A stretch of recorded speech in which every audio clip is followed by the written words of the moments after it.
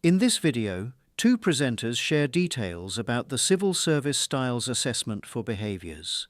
They are supported by graphics and online screen captures. As the Civil Service Styles Assessment for Behaviours is often one of the first steps in our recruitment process, we want you to understand exactly how it works.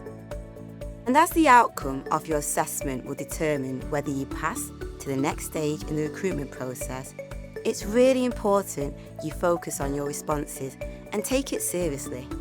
In this video, we're going to show you an example of the assessment and provide you with some preparation tips from previous test takers. We hope this information will then help you to feel fully prepared for taking the real Civil Service Styles Assessment for Behaviours. The purpose of this assessment is to assess you in relation to the civil service behaviours at the grade of the job you have applied for, so don't think too much about the job itself as you go on to complete the assessment. So what does the assessment look like? The assessment format is very simple, and it's the same throughout. You will see a pair of statements, each of them describes a behaviour that is relevant in the workplace, and is each intentionally about a different behaviour than the other one. These statements reflect preferences about work behaviours and are directly related to the civil service behaviours, which are the actions and activities that people do which result in effective performance in a job. Behaviours are one of the 5 elements of our Success Profiles framework. The civil service uses success profiles to provide a flexible means of recruiting, giving the best possible chance of finding the right person for a job. Sometimes you may be assessed in relation to a different set of skills than the civil service behaviours, but this will always be explained to you as part of the preparation guidance when you apply. So let's now look at the content of the assessment. An example of a pair of statements might be, I make good decisions when under pressure, versus I check what needs doing when plans change. Your task is to read each statement and provide a rating that reflects which of the 2 statements is most like you and by how much it is most like you. There's a total of 276 pairs of statements to review and respond to, so it will take some time to finish them all. This seems a lot, I know, and it may feel repetitive to complete them all one by one, but the benefit to you is that the assessment is thorough and it enables an accurate evaluation of your work strengths to be developed. The assessment is not timed, however most people take a few seconds to make the choice between the 2 comparisons. Overall, the assessment may take up to an hour to complete. At the start of the assessment, there are some example comparisons to look at. These are included to give you a feel for what the rest of the assessment is all about. Try them out, get a feel for how to approach the rest of the assessment.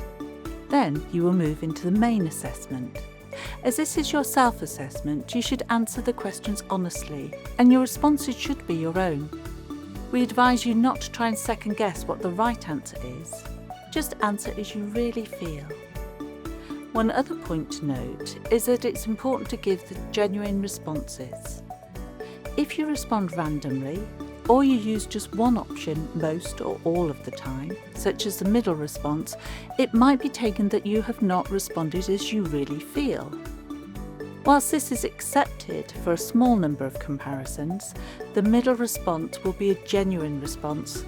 Just be careful not to overuse it. The assessment requires genuine responses, and it has the ability to detect when the responses are not genuine. So if your responses are nearly all random, or use just one response option, this could result in your scores not being able to be produced. If this happens, you may be asked to take the test again, and you will be allowed up to a maximum of 3 attempts. Therefore, it's important to read the statements carefully and provide your genuine response to avoid this from happening to you. Here are tips from some previous test takers. Take the practice assessment to see how it works. Then reflect and plan for when you want to take the real assessment. Take the assessment somewhere quiet with no distractions. Pay close attention to the instructions so you know what to expect. Try your best to feel confident and relaxed when you take the actual assessment. Be yourself and answer as you feel. Don't try to second guess what the right answer is if it's different to how you feel.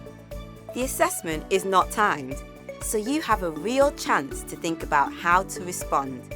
If you feel you might need some extra support before taking the assessment, please get in touch with the contact in the job advert or use the Help Needed option within the online job platform.